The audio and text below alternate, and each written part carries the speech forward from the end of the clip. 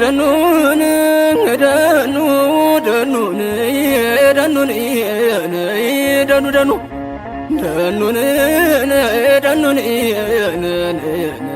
ደኑን በአራቱም የአማራ ግዛቶች እየተካሄደ ያለው የቀጠለ ሲሆን ቀኛዝማች ስሜነ ደስታ እንጅባራ ብርጌድ ምርክታ ላይ ታላቅ ጀብድ ፈጽመዋል። እንዲሁም ምስራቅ አማራ ኮር 2 ካላኮርማ ክፍለ ጦር ተጠናክሮ በቀጠለው ተጋድሎ የአገዛዙን እቅድ በማፍረስና በማደናቀፍ ድል አስመዘገበ። የአማራ ብሔራዊ ኃይል በጎጃም ቀጠና ምልምል ፋኖችንም አስመርቋል። ጤና ይስጥልን ክቡራን የቻናላችን ቤተሰቦች በያላችሁበት የዓለም ዳርቻ ሰላምታችን ድረስ እያለን አሁን ለሰዓቱ መደመጥ ያለባቸውን አጫጭርና ወቅታዊ መረጃዎችን ይዘንላችሁ ቀርበናል።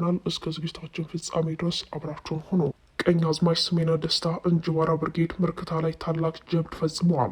የጎጃም አገው ምድር ክፍለ ጦር ጥምር ጦር ከምሽቱ 11 ሰዓት እስከ 1 ሰዓት ድረስ በፈጀ ውጊያ ሰራዊቱን ድባቅ የመታ ሲሆን ንስሮቹ በአገዛዙ ላይ ከፍተኛ ኪሳራ አድርሰዋል። በዚህም መሰረት ብዛት ያለው የአገዛዙ ሞት ጉዳት የደረሰበት የተደረገ ሲሆን ለአገዛዙ ሽፋን ለመስጠት በኮሶበር የወጣን ሰራዊትም ንስሮቹ በደፈጣ መተውታል። እንዲሁም ጃዊ መተከል 4ኛ ክፍለ ጦር ገሞራው ብርጌድ የነጋ ሻለቃ በሰሩት የደፈጣ ኦፕሬሽን በአገዛዙ ላይ ከፍተኛ ኪሳራ ማድረስ ተችሏል። የአገዛዙ ኃይል ሬሽን በመጫን ከቦታ ቦታ ሲንቀሳቀስ ከጃዊ ሞሰቢት ካምፕ ሲወጣ ነበልባሎቹ የኩምበር ሻምበል የፋኖን የውጊያ ጥበብ በመጠቀም ሞሰቢት ተራራ ላይ በርካታ የአገዛዙ ኃይልን ረፍርፈውታል። በሌላ የውጊያ ዜና በትናንትናው ዕለት የነጋ ሻለቃ ነበልባል የጃሂምላ ቴዎድሮስ ሻምበል ሰራዊቱን እረፍት በመንሳት ሲለበለቡት ውለዋል። በዚህም በርካታ የአገዛዙ ኃይልን ሞትና ጉዳት ማድረግ ተችሏል። እንዲሁም በማቻከል በላይ ዘለቀ ብርጌድ የሚገኙ ተወርዋሪ የፋኖ አባላት ጠላት ከሰፈረበት አማኑኤል ከተማ ዘለው በመግባት ሰራዊቱን አይቀጡ ቅጣት ቀጠው 4 የአድማ ብተና አባላት እስከ ወዲያኛው ሸኝተው በድል ተመልሰዋል። በዚህ ቀጠና ደብረ ኤልያስ ከተማ ውስጥ ታላቅ የሆነ የመምህራን አመፅ ተደርገዋል። አመፁን በአጥንት በደሙ ከውድ ኢትዮጵያውያን ጋር ኢትዮጵያን የመሰረተ ሉዓላዊነቷን አስጠብቆ የኖረውን ታላቁን የአማራን ሕዝብ ለሚጨፈጭፍ ሂትለራዊ አገዛዝ አገልጋይ አንሆንም፣ ከህዝባችን የሚበልጥብን ነገር የለም፣ የህዝባችን ሞትና መከራ እስካልቆመና እንደ ህዝብ የመኖር ህልውናችን እስካልተረጋገጠ ድረስ በህዝብ ደም አንቀልድም በማለት በመላው ሀገሪቱ እየተካሄደ እንዳለው የሐኪሞች አመፅ መምህራንም ዝምታቸውን በመስበር የመምህራንን ተቃውሞ ፋና ወጊ በመሆን ተቃውሟቸውን ገልጸዋል። ብዙ መምህራንም ከተማ ለቀው ወጥተዋል፣ እየወጡም ይገኛል። ነገር ግን ከከተማ ሲወጡ ኬላ ላይ የተያዙ መምህራን በአገዛዙ አሽከር ባንዳዎችና በህዝብ ጠሉ የአገዛዝ ሰራዊት በግፍ እየተደበደቡ ወደ እስር ቤት ገብተዋል። በየቤታቸው የነበሩ መምህራንም እንደ አውሬ እየታደኑ በግፍ እየተደበደቡ እየታሰሩ ይገኛል። እንዲሁም ተፈራ ዳምጤ ክፍለ ጦር 2ኛ ክፍለ ጦር መብረቁ ተፈራ ብርጌድ እንደሚታወቀው የአብይ አህመድ ሰራዊት ከሞጣ ከተማ ወደ ባህር ዳር በሚወስደው አስፓልት መንገድ ኃይልም ሆነ ሬሽን ማቃበል የማይታሰብ ከሆነበት ዓመታትን አስቆጥረዋል። ይሁን እንጂ ከሞጣ ከተማ ወደ ድጎና ወይን ውሃ ሬሽን አቃብላለሁ በሚል የተንቀሳቀሰው የአገዛዙ ኃይል አራጢ ላይ ድባቅ በመምታት የሬሽን ማመላለሻ መኪናውን በድን እያመላለሰበት ይገኛል። ለሰራዊቱ ስጋትና የእግር እሳት የሆኑበት የመብረቁ ተፈራ የሀብታሙ ሁነኛው እንዲሁም የሻለቃ መንበሩ ፍሬዎች ሁሉም ጠላትን ታርጌት ያደረገ ጀብድ በመስራት የሚታወቅ ሲሆን እየፈራረሰ የሚገኘው የመከላከያና አድማ ብተና በድን እንኳን በቅጡ ለማንሳት ሳይችል እንደ ቅጠል አስፓልት ላይ እየጎተተ ግንባሩ ተቀንሾ ተመልሰዋል። በዙ 23ና በሞርተር እየታገዘ ጓዙን ጠቅልሎ ወደ መጣበት ፈርጥቷል። መብረቁ ተፈራ ብርጌድ ሰራዊቱን አርበርብዶ ከዓይን እማኞች በተገኘ 13 ሙትና ሻለቃ አመራሩን ጨምሮ 6 ጉዳት ማድረስ ተችሏል። እንዲሁም የአዲስ አለማየሁ 7ኛ ክፍለ ጦር በባሶ ሊበን ወረዳ ዘንቦሌ ጫራ ላይ ከፍተኛ ውጊያ ሲያደርጉ ውለዋል። የአገዛዙ ሰራዊት ከኢላም ጉጂ በመነሳት ፍልቅልቅ ከተማን ለመያዝ ቢሞክርም በፋኖ ሲደቆስ ብሎ ተመልሰዋል። ውጊያው ከ12 ሰዓት እስከ 7 ሰዓት ቆይቷል። በውጊያው የተሳተፉ የአማራ ፋኖ ብሔራዊ ኃይል በጎጃም ጥምር ጦር አብራጂት ብርጌድና የአብራጂት ብርጌድ ተወርዋሪ ኮማንዶች ናቸው። በውጊያው የተገኘ ድልም 2 ኦባማ የአገዛዙ ኃይል ሞትና ጉዳት ደርሶበታል። ክፉኛ የተመታው ሰራዊት በመናደዱ የንጹሐን ቤት አቃጥሎ ተመልሰዋል። በሌላኛው የውጊያ መረጃችንም ምስራቅ አማራ ኮር 2 ካላኮርማ ክፍለ ጦር ተጠናክሮ በቀጠለው ተጋድሎ የአገዛዙን እቅድ በማፍረስና በማደናቀፍ ድል አስመዝግበዋል። ምስራቅ አማራ ኮር 2 ካላኮርማ ክፍለ ጦር አጠናክረው በቀጠለው ተጋድሎ ጉባ ለፍቶ ወረዳ ከበቅሎ ማነቂያ እስከ ከ032 ቅርጣንና ጭራር አምባ ከማለዳ ጀምሮ ከነበረው ተጋድሎ በተጨማሪ ሰራዊቱ በርካታ ምልምል ሰራዊቱ እየተመታበት መሆኑን ተከትሎ 12ኛ ክፍለ ጦር አመሻሹን ከ11 ሰዓት ጀምሮ በመቀየር ውጤቱን ሊቀለብስ ቢሞክርም ካላኮርማ ክፍለ ጦር በአርበኛ ዘውዱ ዳርጌ እየተመሩ ብርቱ ፊልሚያ በማካሄድ ጠላት በርካታ ሞትና ቁስለኛውን ታቅፎ ወደ መጣ ከተመታበት እንዲመለስ አድርገውታል። ባለፉት 5 ቀናቶች ውስጥ ለ3 ተከታታይ ቀናት ተጋድሎ እያደረጉ ያሉት ምስራቅ አማራ ኮር 2 ካላኮርማ ክፍለ ጦር የአገዛዙን እቅድ ከማፈራረስና ከማደናቀፍ ባሻገር ሰብአዊና ቁሳዊ ኪሳራ በማድረስ ብሎም ይዞታቸውን በማስጠበቅ ታላቅ ድል አስመዝግበዋል። በቀጣይ መዳረሻው ድልና ነጻነት የሆነው የአማራ ህዝብ የህልውና ተጋድሎ ተጠናክሮ ይቀጥላል ብለዋል። ሌላኛው ምርጫችንም የአማራ ብሔራዊ ኃይል በጎጃም ቀጠና ምልምል ፋኖችን አስመርቋል። ጃዊ መተከል 4ኛ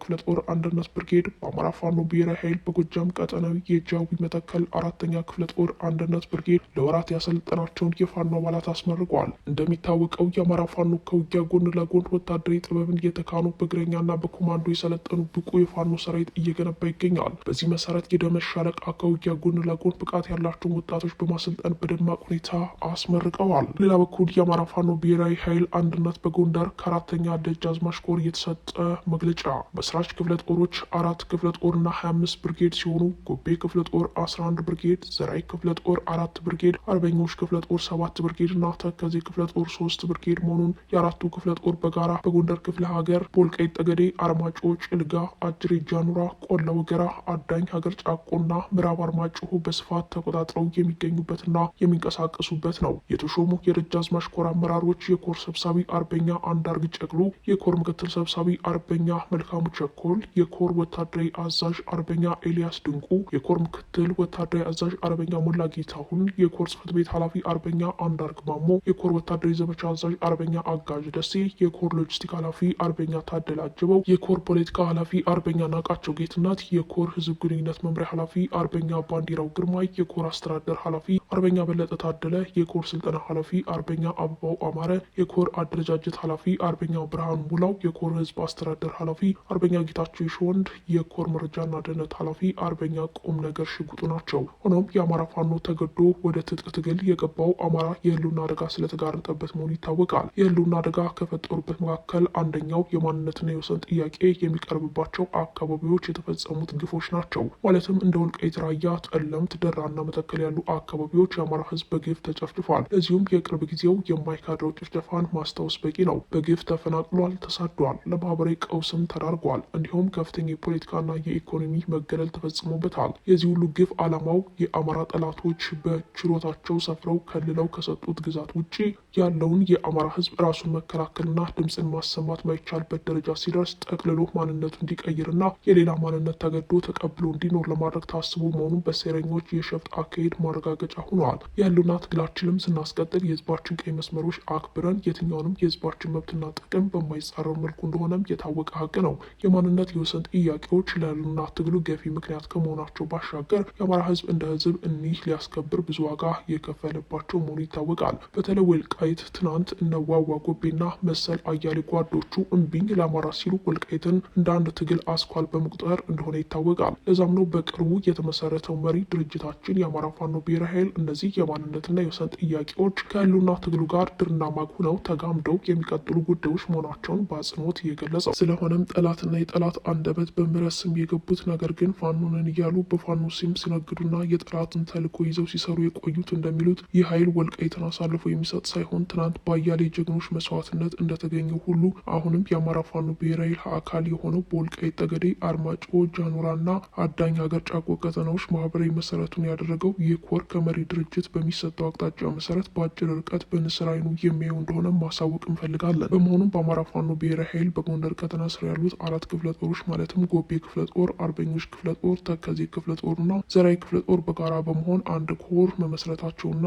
ወቅታዊ ጉዳዮችን በማስመልከት የሚከተሉትን አቋሞቻችን ይፋ ማድረግ እንፈልጋለን። አንደኛ፣ አሁን ወቅቱ ከመቼውም ጊዜ በላይ መሪ ድርጅታችን የአማራ ፋኖ ብሔራዊ ኃይል በመመስረቱ ምክንያትና በቀጠናው ግዙፍ የኃይል አማራጭ ሆኖ በመቅረቡ በታጋዩ ላይ ከፍተኛ የሆነ ደስታ፣ የሞራልና የስነ ልቦና መነሳሳት በአማራ ህዝብና በሌሎች የህልውና ትግሉ ደጋፊዎች ደግሞ ከፍተኛ ደስታና ተስፋ የፈጠረ መሆኑ ተረጋግጧል። ነገር ግን ይህንን ቅቡልነት ያየው የአብይ አገዛዝ ከፍተኛ የስነ ልቦና ጉዳት፣ የሞራል ውድቀትና መደናገጥ ስለፈጠረበት ይህንን ለመቀልበስ የተወሰኑ ጥቅመኞችንና የጠላት አጀንዳ ተበላሾችን በምህረት ሰበብ በማስገባት ያልተገባ ከአማራ የህልውና ትግል ባፈነገጠ መልኩ የሚነዛ ፕሮፓጋንዳ ፍጹም ከእውነት የራቀ መሆኑን ማሳሰብ እንፈልጋለን። የአማራ የህልውና ትግል መክዳታቸው ሳያንስ ጭራሹንም የጠላት ጉዳይ አስፈጻሚ በመሆን በስንት የአማራ ወጣቶች መስዋዕትነት የተገኘውን ወልቃይትን ቶሎ እልባት እንዳያገኝ ሲያደርጉ የነበሩ ሴረኞች ጋር ተባባሪ መሆናቸው እጅጉን አሳዝኖናል። ይገኛል። ስለሆነም መላው ሰራዊታችንና ህዝባችን ለዚህ ጠላት አጀንዳ ጆሮ እንዳትሰጡ ስንል እናሳስባለን። ሁለተኛ፣ የአማራ ፋኖ ብሔራዊ ኃይል የአማራ የህልውና ትግል በከፍተኛ ድል እያቀናጀና በከፍተኛ ቅቡልነት እየገሰገሰ ይገኛል። ስለሆነም የትግሉ ባለቤት የሆነው የአማራ ህዝብ ከሀገር ውስጥ እስከ ሀገር ውጭ የትግሉ ደጋፊዎችና ዓለም አቀፍ ማህበረሰብ የተለመደውን ቅን ትብብራችሁና እገዛችሁ እንዲቀጥል ማለት እንፈልጋለን።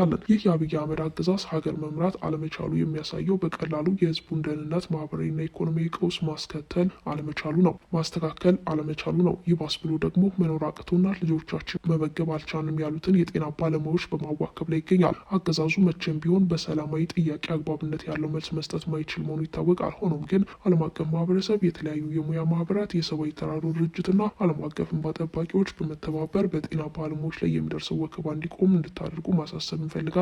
አገዛዙ በፋኖ እየደረሰበት ያለው ምድራዊ ጥቃት መቋቋም ሲያቅተው በህዝባችን ላይ የአየር ላይ ጥቃት እየሰነዘረ ይገኛል። ስለሆነም ዓለም አቀፍ ማህበረሰብ ስርዓቱ እንደመዋቅር የአማራን ህዝብ እያስተዳደርኩት ነው በሚል ሰበብ ጠላቴ ብሎ ፈርጆት የዘር ማጥፋት እየፈጸመበት መሆኑን በመረዳት እንዲገባችሁ ማሳሰብ እንፈልጋለን። ኮሩ በሚንቀሳቀስባቸው ቀጠናዎች ከጠላት ነጻ የሆኑ ቀበሌዎችን ሰላምና መረጋጋት እንዲኖር የህዝባችን ደህንነት ለማረጋገጥ ከዚህ በፊት ከነበረው አስተዳደራዊ መዋቅር ፍጹም በተሻለ መንገድ እየዘረጋን እንቀጥላለንና ህዝቡም ይህንን ታሳቢ በማድረግ ከጎናችን እንዲሆንና ከዚህ በፊት ሲያደርግ እንደነበረው አስፈላጊውን ሁሉ ድጋፍ እንዲያደርግልን ለማስገንዘብ እንወዳለን ብለዋል። የተወደዳችሁ አድማጭ ተመልካቾቻችን ለዛሬ ያዘጋጀንላችሁ ጥንቅሮች እነዚህ ናቸው። ጤና ይስጥልን።